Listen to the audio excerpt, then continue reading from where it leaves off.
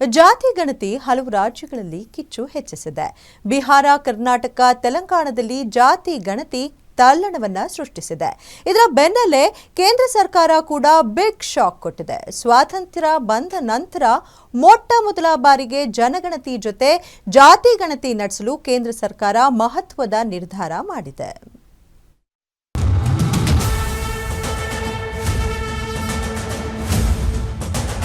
ಜಾತಿ ಗಣತಿ ಹಲವು ರಾಜ್ಯಗಳಲ್ಲಿ ಕಿಚ್ಚು ಹಚ್ಚಿಸಿದೆ. ಬಿಹಾರ್, ಕರ್ನಾಟಕ, ತೆಲಂಗಾಣದಲ್ಲಿ ಜಾತಿ ಗಣತಿ ತಲ್ಲಣ ಸೃಷ್ಟಿಸಿದೆ.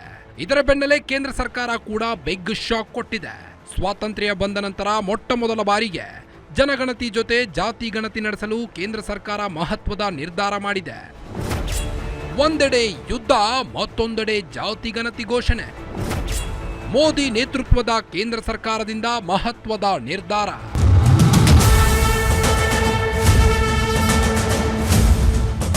ದೇಶದಲ್ಲಿ ಯುದ್ಧದ ಕಾರ್ಮೋಡ. ಪಾಕಿಸ್ತಾನ ವಿರುದ್ಧ ಪ್ರತೀಕಾರಕ್ಕೆ ಕಾಯುತ್ತಿರುವಾಗಲೇ ಕೇಂದ್ರ ಸರ್ಕಾರ ಮತ್ತೊಂದು ಮಹತ್ವದ ನಿರ್ಧಾರವನ್ನ ಘೋಷಣೆ ಮಾಡಿದೆ. ಸ್ವಾತಂತ್ರ್ಯದ ನಂತರ ಮೊಟ್ಟ ಮೊದಲ ಬಾರಿಗೆ ನರೇಂದ್ರ ಮೋದಿ ನೇತೃತ್ವದ ಎನ್ಡಿಎ ಸರ್ಕಾರ ಜಾತಿ ಗಣತಿ ಮಾಡುತ್ತೇವೆ ಎಂದು ಘೋಷಣೆ ಮಾಡಿದೆ. ರಾಜಕೀಯ ವ್ಯವಹಾರಗಳ ಕೇಂದ್ರ ಸಮಿತಿ ಸಭೆಯಲ್ಲಿ ಈ ಒಂದು ನಿರ್ಧಾರವನ್ನ ತೆಗೆದುಕೊಳ್ಳಲಾಗಿದೆ. ರಾಜಕೀಯ ಲಾಭಕ್ಕಾಗಿ ಜಾತಿ ಸಮೀಕ್ಷೆಗಳನ್ನ ಬಳಸುತ್ತಿರುವ ವಿರೋಧ ಪಕ್ಷಗಳನ್ನ ಟೀಕಿಸಿದ ಕೇಂದ್ರ ಸರ್ಕಾರ ಮುಂಬರುವ ಜನಗಣತಿಯಲ್ಲಿ ಜಾತಿ ಗಣತಿ ಮಾಡುವುದಾಗಿ ಘೋಷಿಸಿದೆ. ರಾಜಕೀಯ ವ್ಯವಹಾರಗಳ ಕೇಂದ್ರ ಸಮಿತಿ ಸಭೆ ಬಳಿಕ ಕೇಂದ್ರ ಮಿನಿಸ್ಟರ್ ಅಶ್ವಿನ್ ವೈಷ್ಣವ್ ಈ ಮಹತ್ವದ ಘೋಷಣೆ ಮಾಡಿದ್ದಾರೆ. ರಾಷ್ಟ್ರೀಯ ಜನಗಣತಿಯಲ್ಲಿ ಜಾತಿ ಗಣತಿಯನ್ನ ಮಾಡಲು ಸಭೆಯಲ್ಲಿ ನಿರ್ಧರಿಸಿದ್ದೇವೆ ಎಂದು ಹೇಳಿದ್ದಾರೆ. ವಿರೋಧ ಪಕ್ಷವು ಜಾತಿ ಗಣತಿಯನ್ನ ರಾಜಕೀಯವಾಗಿ ಬಳಕೆ ಮಾಡುತ್ತಿದೆ. ಕೆಲವು ರಾಜ್ಯಗಳು ಜಾತಿಗಳನ್ನ ಎಣಿಸಲು ಸಮೀಕ್ಷೆಗಳನ್ನ ನಡೆಸಿವೆ. ಜಾತಿ ಗಣತಿಯಂತಹ ಸಮೀಕ್ಷೆಗಳು ಸಮಾಜದಲ್ಲಿ ಅನುಮಾನಗಳನ್ನು ಸೃಷ್ಟಿಸಿವೆ. ಹೀಗಾಗಿ ಕೇಂದ್ರ ಸರ್ಕಾರ ಈ ನಿರ್ಧಾರ ಕೈಗೊಂಡಿದೆ ಎಂದು ಹೇಳಿದ್ದಾರೆ. Congress governments have always opposed caste census. Caste was not included in all the census operations conducted since independence.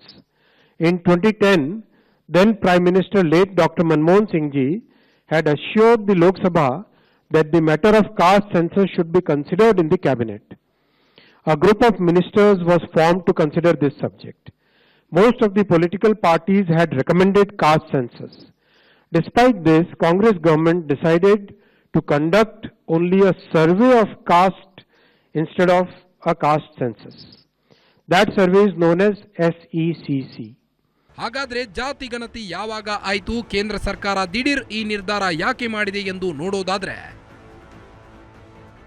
1931ರಲ್ಲಿ ಜಾತಿ ಗಣತಿ ನಡೆದಿತ್ತು. 1941ರಲ್ಲಿ ಜಾತಿ ಗಣತಿ ನಡೆದಿದ್ರೂ ಪ್ರಕಟವಾಗಿರಲಿಲ್ಲ. 1947ರಲ್ಲಿ ಸಾಮಾಜಿಕ ಆರ್ಥಿಕ ಅಂತ ಜಾತಿ ಗಣತಿ ಮಾಡಲಿಲ್ಲ. 2010ರಲ್ಲಿ ಜಾತಿ ಗಣತಿ ಮಾಡೋದಾಗಿ ಕಾಂಗ್ರೆಸ್ ಭರವಸೆ. 2011ರಲ್ಲಿ ಸಾಮಾಜಿಕ ಆರ್ಥಿಕ ಮತ್ತು ಜಾತಿ ಗಣತಿ ಮಾಡಲಾಯಿತು. 2011ರಲ್ಲಿ ಜಾತಿ ಗಣತಿಯ ಅಂಕಿಅಂಶವನ್ನ ರಿಲೀಸ್ ಮಾಡಲಿಲ್ಲ. 2026ಕ್ಕೆ ಜನಗಣತಿ, ಸ್ವಾತಂತ್ರ್ಯ ನಂತರ ಜಾತಿ ಗಣತಿಯಾಗ್ತಿರೋದು. ಹಲವು ಕಾಂಗ್ರೆಸ್ ಇತರೆ ಪಕ್ಷಗಳಿರುವ ರಾಜ್ಯಗಳಲ್ಲಿ ಈಗಾಗಲೇ ಜಾತಿ ಗಣತಿ ಸರ್ವೆ ನಡೆದಿದೆ. ಕರ್ನಾಟಕದಲ್ಲಿ ನಡೆದ ಜಾತಿ ಗಣತಿ ಬಗ್ಗೆ ಈಗಾಗಲೇ ಬಿಜೆಪಿ ನಾಯಕರು ಹಾಗೂ ಪ್ರಬಲ ಸಮುದಾಯದ ನಾಯಕರು ವಿರೋಧವನ್ನು ವ್ಯಕ್ತಪಡಿಸುತ್ತಿದ್ದಾರೆ. ಕೇಂದ್ರದ ಈ ನಿರ್ಧಾರದಿಂದ ಬಿಹಾರ್ ಎಲೆಕ್ಷನ್ನಲ್ಲಿ ಲಾಭ ಪಡೆಯೋ ಸಾಧ್ಯತೆ ಇದೆ. ಬಿಜೆಪಿ ಜಾತಿ ವಿರೋಧಿಯಲ್ಲ, ರಾಜ್ಯಗಳ ಜಾತಿ ಗಣತಿಗೆ ಮಾನ್ಯತೆ ಇಲ್ಲ ಎಂಬ ಸಂದೇಶ ನೀಡಿದಂತಿದೆ. ಕೇಂದ್ರದ ಜಾತಿ ಗಣತಿ ನಿರ್ಧಾರಕ್ಕೆ ಕಾಂಗ್ರೆಸ್ ಕೂಡ ಸ್ವಾಗತ ಮಾಡಿದೆ. ಕೂಡಲೇ ಜಾತಿ ಗಣತಿ ನಡೆಸಲು ಲೋಕಸಭೆ ವಿಪಕ್ಷ ನಾಯಕ ರಾಹುಲ್ ಗಾಂಧಿ ಆಗ್ರಹಿಸಿದ್ದಾರೆ.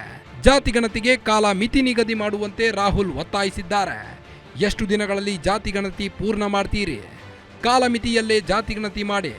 ಮೀಸಲಾತಿಯಲ್ಲಿ 50% ಮಿತಿ ತೆಗೆಯುವಂತೆ ರಾಹುಲ್ ಗಾಂಧಿ ಆಗ್ರಹಿಸಿದ್ದಾರೆ. और हमने ये भी कहा था कि 50% की जो कैप है, जो आर्टिफिशियल दीवार लगा रखी है, उसको भी हम तोड़ के हटाएंगे. पता नहीं क्या हुआ, सडनली 11 साल बाद नरेंद्र मोदी जी कहते थे कि सिर्फ 4 जाते हैं. सडनली कास्ट सेंसस का अनाउंसमेंट किया. हम इसको सपोर्ट करते हैं, पूरी तरह सपोर्ट करते हैं, मगर हम टाइमलाइन चाहते हैं. हम जानना चाहते हैं ये कब तक होगा. ಕೇಂದ್ರ ಸರ್ಕಾರದ ಜಾತಿ ಜನಗಣತಿ ಘೋಷಣೆ ಮತ್ತೆ ದೇಶದ ರಾಜಕೀಯದಲ್ಲಿ ಕಿಚ್ಚು ಹಚ್ಚಲಿದೆ. 1931ರ ನಂತರ ನಡೆದ ಜಾತಿ ಗಣತಿ ಲೆಕ್ಕಗಳು ಈವರೆಗೆ ಬಹಿರಂಗ ಆಗಿಲ್ಲ. ಇದೀಗ ಕೇಂದ್ರ ಗಣತಿ ಮಾಡಿ ಲೆಕ್ಕ ಕೊಡುತ್ತೋ ಇಲ್ವಾ, ರಾಜಕೀಯ ಲಾಭ ಪಡೆಯುತ್ತಾ ಕಾದು ನೋಡಬೇಕಿದೆ. News desk, guarantee news.